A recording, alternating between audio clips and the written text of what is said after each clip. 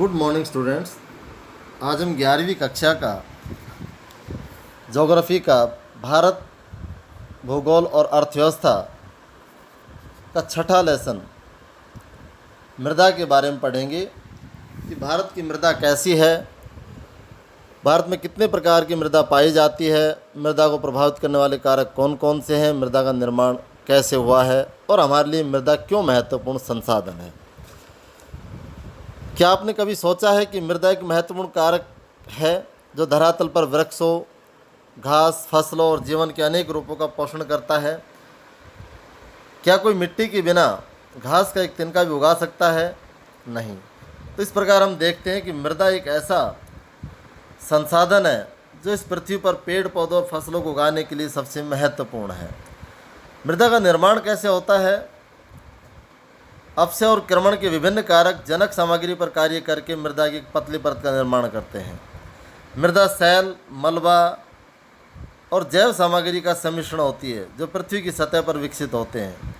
मृदा निर्माण को प्रभावित करने वाले प्रमुख कारक क्या है?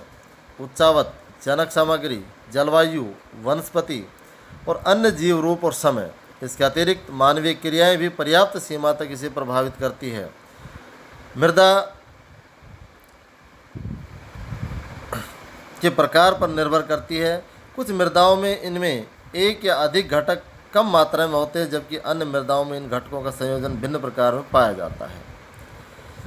यह मृदा का वर्गीकरण देखिए कि मृदा का वर्गीकरण क्या है, किस प्रकार हम मृदा का वर्गीकरण कर सकते हैं। भारत में विभिन्न प्रकार के उच्चावच, भू आकृति, जलवायु, परिमंडल और वनस्पतियाँ पाई जाती है। इन्होंने भारत में अनेक प्रकार की मिट्टियों के विकास में योगदान दिया है। प्राचीन काल में मृदा को मुख्य दो वर्गों में बांटा जाता था। उर्वर अर्थात उपजाऊ, ऊसर जो अनुपजाऊ थी। 16वीं शताब्दी में मृदा का वर्गीकरण उनकी सहज परिस्थितियों, सहज विशेषताओं तथा बाह्य लक्षणों जैसे गठन, रंग, भूमि का ढाल और मिट्टी में नमी की मात्रा के आधार पर किया गया। गठन के आधार पर मृदाओं के मुख्य प्रकार थे बलुई, मृणमय, पांसु और दोमट इत्यादि। रंग के आधार पर लाल, पीली, काली इत्यादि। स्वतंत्रता प्राप्ति के बाद अनेक संस्थानों द्वारा मृदा के वैज्ञानिक सर्वेक्षण किए। 1956 में स्थापित भारत के मृदा सर्वेक्षण विभाग ने दामोदर घाटी जैसे कुछ चुने हुए क्षेत्रों में मृदाओं के व्यापक अध्ययन किए। भारतीय कृषि अनुसंधान परिषद के तत्वाधान में राष्ट्रीय मृदा सर्वेक्षण ब्यूरो और भूमि उपयोग आयोजन एवं संस्थान ने भारत की मृदाओं पर बहुत से अध्ययन किए। मृदा के अध्ययन और अंतर्राष्ट्रीय स्तर पर इसे तुलनात्मक बनाने के प्रयासों के अंतर्गत ICAR ने भारतीय मृदाओं और उनकी प्रकृति और उनके गुणों के आधार पर वर्गीकृत किया। ये वर्गीकरण संयुक्त राज्य अमेरिका के कृषि विभाग USDA मृदा वर्गीकरण की पत्ती पर आधारित है। उत्पत्ति, रंग, संयोजन और अवस्थिति के आधार पर भारत की मृदाओं को निम्नलिखित प्रकारों में बांटा गया है। जलोढ़ मृदा, काली मृदा, लाल और पीली मृदा, लेटराइट मृदा, शुष्क मृदा, लवण मृदा, पीटमय मृदा और वन मृदा है। अब यहाँ पर देखिए, सबसे पहले हम अध्ययन करेंगे कि जलोढ़ मृदा क्या होती है। जलोढ़ मृदा सबसे उपजाऊ मृदा होती है जो नदियों द्वारा बहाकर लाई गई मिट्टी द्वारा बनाई गई है। सारे उत्तर भारत में जलोढ़ मृदा पाई जाती है। नदियों के तटवर्ती क्षेत्रों में, सभी तटवर्ती क्षेत्रों में जलोढ़ मृदा पाई जाती है। जलोढ़ मृदा दो प्रकार की होती है सामान्यतः, जिसमें हम खादर और बांगर नाम से जानते हैं। खादर मृदा वह मृदा होती है जो नदियों के आसपास के इलाके में पाई जाती है, जहाँ हर वर्ष नदी बाढ़ द्वारा नई मिट्टी बिछाती है, वो खादर मृदा होती है।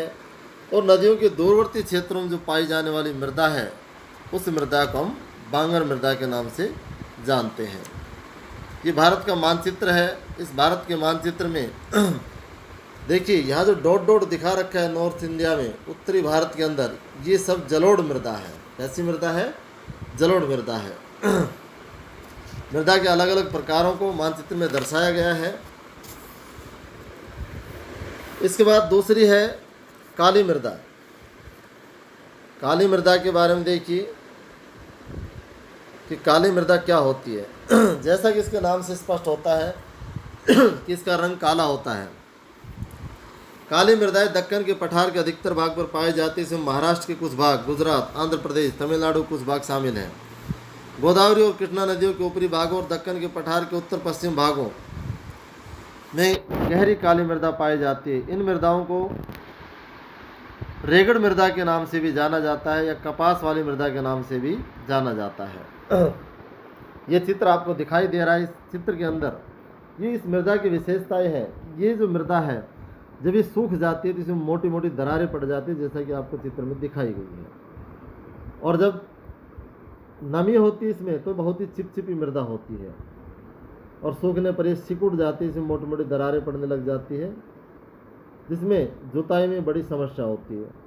लेकिन ये मृदा बहुत ही उपजाऊ होती है। कपास की मिट्टी के लिए तो अति उत्तम मृदा होती है, इसलिए इसे कपासी मृदा के नाम से भी जाना जाता है। इसके बाद आता है लाल और पीली मृदाएं। लाल मृदा का विकास दक्कन के पठार के पूर्वी तथा दक्षिणी भाग में कम वर्षा वाले उन क्षेत्रों में हुआ है जहाँ रवेदार आग्नेय चट्टानें पाई जाती है। पश्चिमी घाट की गिरिपात क्षेत्र की एक लंबी पट्टी में लाल दुमटी मृदा पाई जाती है। पीली और लाल मृदाएं उड़ीसा तथा छत्तीसगढ़ के कुछ भागों में गंगा के मैदान के दक्षिणी भागों में पाई जाती है। इस मृदा का लाल रंग रवेदार तथा कायांतरित चट्टानों में लोहे के व्यापक विसरण कारण हुआ है। जल योजन होने के कारण ये पीली दिखाई पड़ती है। तो यह प्रश्न ये पूछा जा सकता है कि मृदा पीली क्यों दिखाई देती है। जल योजित होने के कारण पीली दिखाई देती है। महीन कणों वाली लाल और पीली मृदाएं सामान्यतः उर्वर होती है। इसके विपरीत मोटे कणों वाली जो मृदाएं होती है वो उर्वर नहीं होती, उपजाऊ नहीं होती। उनमें नाइट्रोजन, फास्फोरस और ह्यूमस की कमी होती है। इसके बाद आती है लेटराइट मृदा। देखिए लेटराइट मृदा क्या है। लेटराइट एक लैटिन शब्द लेटर से बना है जिसका शाब्दिक अर्थ ईंट होता है। लेटराइट मृदा उच्च तापमान और भारी वर्षा के क्षेत्रों में विकसित होती है। ये मृदाएं उष्णकटिबंधीय वर्षा के कारण हुए तीव्र निक्षालन का परिणाम है। उच्च चौरस भूमियों पर ये मृदा पाई जाती है जहाँ तेज वर्षा होती है और उसके तीव्र निक्षालन प्रक्रिया के द्वारा इस मृदा का निर्माण होता है। इस मृदा में नाइट्रोजन, फास्फेट, कैल्शियम की कमी होती है और इसलिए मृदा उपजाऊ नहीं होती। लेटराइट मृदा सामान्यतः कर्नाटक, केरल, तमिलनाडु, मध्य प्रदेश तथा उड़ीसा और असम के पहाड़ी क्षेत्रों में पाई जाती है। इसके बाद आता है कि शुष्क मृदा क्या होती है। लेटराइट मृदा के बाद शुष्क मृदा के बारे में देखेंगे हम कि शुष्क मृदा क्या होती है। इस चित्र में आपको दिखाई दे रहा है, कहीं दूर दराज तक हमें पेड़ दिखाई नहीं दे रहे हैं। तो शुष्क मृदा जो है इसका रंग लाल से लेकर किशमिशी तक होता है। ये सामान्यतः संरचना से बलुई और प्रकृति से लवणीय होती है। कुछ क्षेत्रों की मृदाओं में नमक की मात्रा इतनी अधिक होती है कि इनके पानी को वाष्पीकृत करके नमक प्राप्त किया जाता है। शुष्क जलवायु, उच्च तापमान और तीव्र गति से वाष्पीकरण के कारण इन मृदाओं में नमी और ह्यूमस की कमी होती है। इसमें नाइट्रोजन अपर्याप्त, फास्फेट सामान्य मात्रा में होती है, इसलिए उपजाऊ भी कम होती है। चूने की मात्रा के बढ़ते जाने के कारण निचले संस्तरों में कंकड़ों की परतें पाई जाती है। मृदा की तली संस्तर में कंकड़ों की परत के बनने के कारण पानी का रिसाव सीमित हो जाता है, इसलिए सिंचाई किए जाने पर इन मृदाओं में पौधों की सतत वृद्धि के लिए नमी सदा उपलब्ध रहती है। ये मृदाएं विशिष्ट शुष्क स्थलाकृति वाले पश्चिमी राजस्थान में अभिलाक्षणिक रूप से विकसित हुई है। इसके बाद आता है कि लवणीय मृदा। लवणीय मृदा क्या होती है। ऐसी मृदाओं को ऊसर मृदाएं भी कहते हैं। लवण मृदाओं में सोडियम, पोटेशियम और मैग्नीशियम का अनुपात अधिक होता है, अतः ये अनुर्वर होती है, यानी अनुपजाऊ होती है और इसमें किसी प्रकार की वनस्पति नहीं उगती। मुख्य रूप से शुष्क जलवायु और खराब हवा के कारण इनमें लवणों की मात्रा बढ़ जाती है। लवण मृदाओं का अधिकतर प्रसार पश्चिमी गुजरात, पूर्वी तट के डेल्टाओं और पश्चिम बंगाल के सुंदरवन क्षेत्रों में हुआ है। इसके बाद आती है पीठ में मृदा। कि पीठ में मृदा क्या होती है। ये मृदाएं भारी वर्षा, उच्च आर्द्रता से युक्त उन क्षेत्रों में पाई जाती है जहाँ वनस्पति की वृद्धि अच्छी हो, अतः इन क्षेत्रों में मृत जैव पदार्थ बड़ी मात्रा में इकट्ठे हो जाते हैं जो मृदा को हुमस और पर्याप्त मात्रा में जैव तत्व प्रदान करते हैं। ये मृदाएं अधिकतर बिहार के उत्तरी भागों, उत्तरांचल के दक्षिणी भाग, पश्चिम बंगाल के तटीय क्षेत्रों और उड़ीसा और तमिलनाडु में पाई जाती है। इसके बाद आता है कि वन मृदाएं क्या होती है।